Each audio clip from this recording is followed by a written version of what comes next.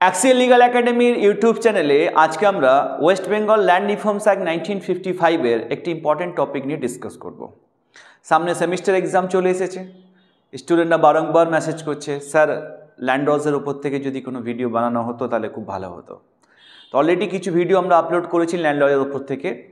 আজকে আমরা ডিসকাস করব বর্গাদার বলতে আমরা কি বুঝি, যেটা ডেফিনেশন যে পার্ট আছে সেকশন 2 তার ক্লজ 2 এর মধ্যে উল্লেখ করে দেওয়া আছে যে বর্গাদার বলতে আমরা কি বুঝি। West Bengal land reforms act 1955 এর উপরে আমরা ডিসকাশনটা যেটা করছি, শুধু বর্গাদার নয়, এর পরবর্তী ভিডিওতে এই বর্গাদার যে চ্যাপ্টারটা, যেটা চ্যাপ্টার 3-তে রয়েছে, তার উপরও ভিডিও কিন্তু আমাদের ইউটিউব চ্যানেলের মধ্যে থাকবে। যাদের প্রয়োজন তোমরা একটু সার্চ করে নেবে, তোমরা আমাদের ইউটিউব চ্যানেল থেকে সেগুলো পেয়ে যাবে। আজকে যেটা ডিসকাস করব যে বর্গাদার বলতে আমরা কি বুঝি, সেকশন 2 তার যে clause 2 of the West Bengal land reforms act 1955 এই বর্গাদারের টার্মটাকে ডিফাইন্স করেছে। সেখানে কিভাবে ডিফাইন করা হয়েছে একটা বর্গাদারকে, আমরা সেটাকে আজকে জানার চেষ্টা করব আমাদের এই ক্লাসের মাধ্যমে। তাহলে বর্গাদার মিনস, বর্গাদার বলতে কি বোঝাচ্ছে? বর্গাদার means a person who under the system generally known as adhi, borga or bhag cultivates the land of another person on condition of delivering a share of the produce of such land to that person। আগে আমরা এতটুকু বোঝার চেষ্টা করব। তাহলে বর্গাদার বলতে আমরা কি বোঝাচ্ছি না, বর্গাদার মিনস এ পারসন, বর্গাদার বলতে একজন ব্যক্তিকে বোঝাচ্ছি হু আন্ডার দ্য সিস্টেম। এই হু আন্ডার দ্য সিস্টেম মানে যে কিনা এই বর্গা সিস্টেমের মধ্যে জেনারেলি নোন অ্যাজ আধি, যারা সাধারণত পরিচিত হয় আধি অথবা বর্গা অথবা ভাগ নামে। তাহলে বর্গাদার হচ্ছে একজন ব্যক্তি যে বর্গা সিস্টেমে সাধারণত পরিচিত রয়েছে আধি, বর্গা অথবা ভাগ নামে, যে কিনা কাল্টিভেটস, যে কাল্টিভেট করছে, চাষাবাদ করছে the land of another person, অন্য কোনো ব্যক্তির জমি চাষাবাদ করছে অন কন্ডিশন, এই শর্তে যে অফ ডেলিভারিং, যে কিনা ডেলিভার করবে a share of produce of such land, ওই জমিতে উৎপাদিত যে শস্য, যে প্রডিউসটা পাচ্ছে তার অংশ, তার একটি অংশ কি করবে, ডেলিভার করবে। কাকে? To that person.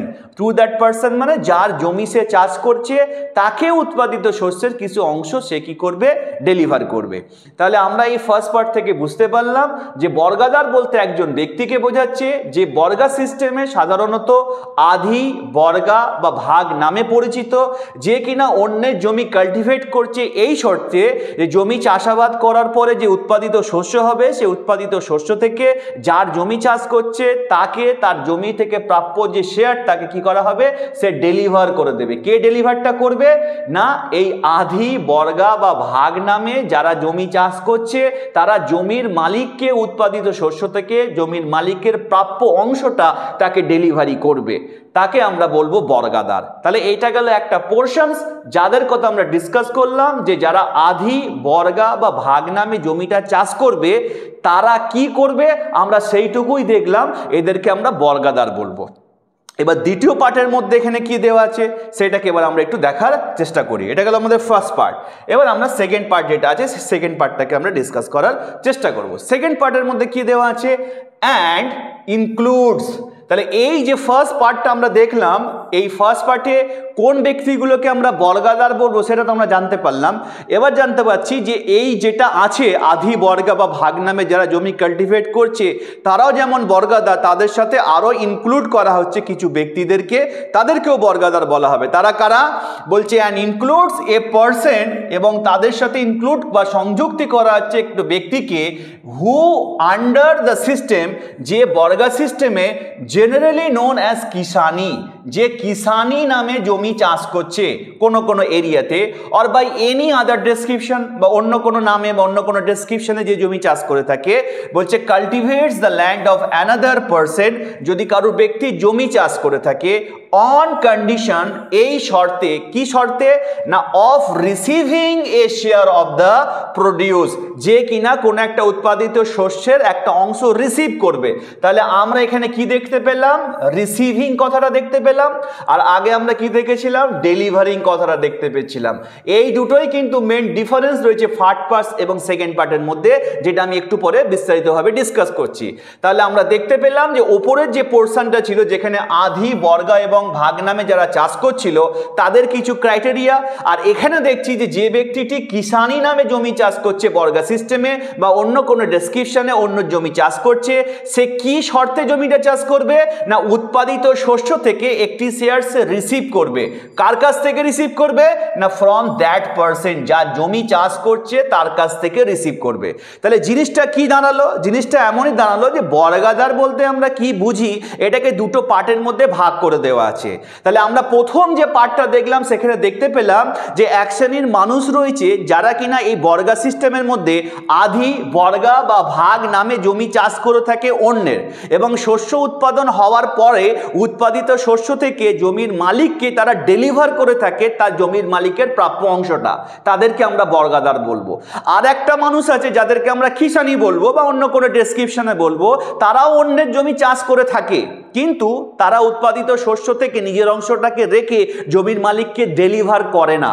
তারা কি করে থাকে? উৎপাদিত শস্যটা জমির মালিককে দিয়ে দেয়, জমির মালিকের কাছ থেকে কি করে থাকে নিজের যে শেয়ারটা বিইং এ বর্গাদার হিসেবে যেটা প্রাপ্য সেটা সে রিসিভ করে থাকে, তাদেরকেও কিন্তু বর্গাদার বলা হয়। তাহলে ওপরের যে পার্টে যেটা পড়লাম আমরা, যেটা আধি, বর্গা বা যেটা আমরা দেখলাম ভাগ নামে যারা জমিটা চাষ করছে, তারা কিন্তু উৎপাদিত শস্য থেকে শস্য নিজের ভাগটাকে রেখে জমির মালিককে তার অংশটা ডেলিভারিং করে দিচ্ছে, এই যে লিখে দিচ্ছে। তাদের মধ্যে আগে থেকেই এইটা শর্তে যে এগ্রিমেন্টটা হয়ে থাকে জমি মালিকের সাথে বর্গাদারের, তারা এই শর্তেই চাষ করে যে উৎপাদিত শস্য তারা কি করবে জমির মালিককে এতটা অংশ দিয়ে দেবে, এই কন্ডিশনে। সেই জন্য লেখা আছে যে অন কন্ডিশন।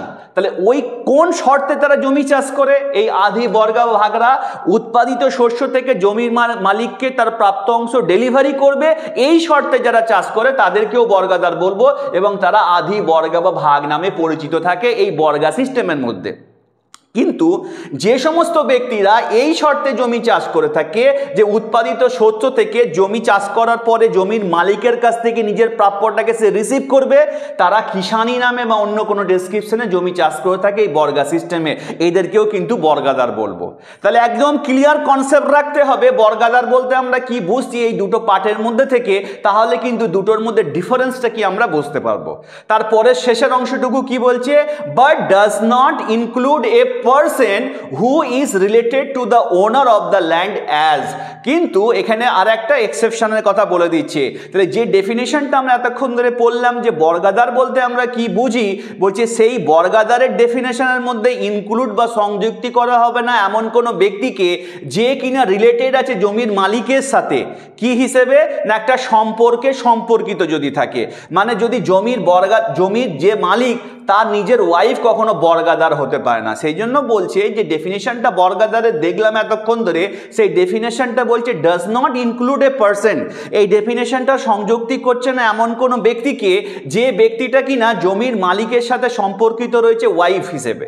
তাহলে জমির মালিকের নিজের ওয়াইফ কখনো সেই জমির কখনো বর্গাদার হতে পারে না। ঠিক এইরকমভাবে আরও কিছু এখানে সম্পর্ক বা রিলেশনের কথা উল্লেখ করে দেওয়া আছে, যে রিলেশনগুলোতে থাকলে একজন মানুষ জমি মালিকের বর্গাদার হতে পারে না।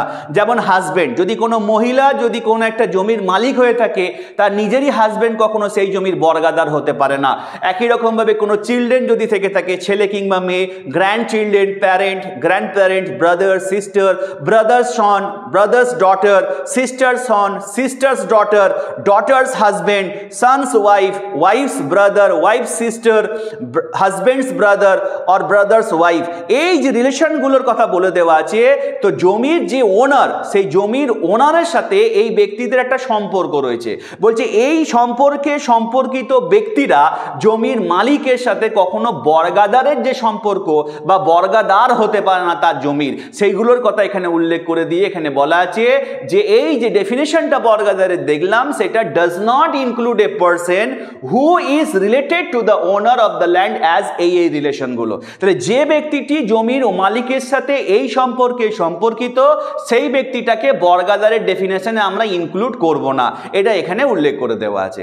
ভেরি ভেরি মানে ইজিলি এটাকে এখানে ডিসকাস করেছে। এবং লাস্ট পার্টে একটা এক্সপ্লেনেশন রয়েছে, সেই এক্সপ্লেনেশনটা আমরা দেখে নিলে আমাদের বর্গাদারের ডেফিনেশনটা কমপ্লিট হবে।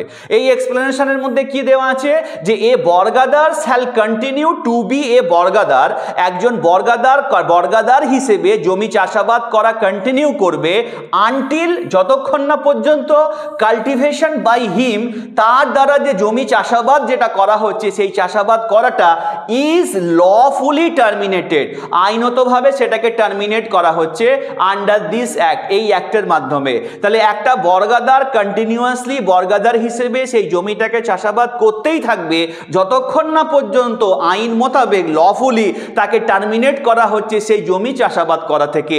এটা এক্সপ্লেনেশনের মধ্যে উল্লেখ করে দেওয়া আছে। তাহলে পরীক্ষাতে প্রশ্ন এসে থাকে যে হু ইজ এ বর্গাদার, 4 নম্বরের পরীক্ষায় প্রশ্ন আসে, খুবই সুন্দরভাবে স্যাটিসফ্যাক্টরি অ্যান্সারটাকে লিখতে হবে এবং পুরো প্রভিশনসটার মধ্যে অ্যাকচুয়ালি কি রয়েছে আজকে এই ছোট্ট ভিডিওটার মাধ্যমে আমি তুলে ধরার চেষ্টা করলাম যে বর্গাদার বলতে আমরা কি বুঝি। কারণ বর্গাদারের যে চ্যাপ্টারটা রয়েছে চ্যাপ্টার 3-তে West Bengal land reforms act 1955-এ, সেই চ্যাপ্টারে প্রভিশনসগুলো বুঝতে গেলে ফার্স্ট তো এটা বুঝতে হবে যে who is a bargadar as per West Bengal land reforms act 1955। আমি সেটাকেই বোঝানোর চেষ্টা করলাম আজকের ভিডিওতে। এই বর্গাদারের ডেফিনেশনটা যদি ভালো করে বুঝতে পারো, পরবর্তীতে চ্যাপ্টার 3-এর উপর থেকে যে পিডিএফগুলো আমরা দেব, ভিডিওগুলো আমরা শেয়ার করব তোমাদের সাথে বর্গাদারের চ্যাপ্টারের উপরে, সেগুলো বুঝতে তোমাদের হেল্প হবে। আজকে এখান পর্যন্তই থাকবে। Thank you so much.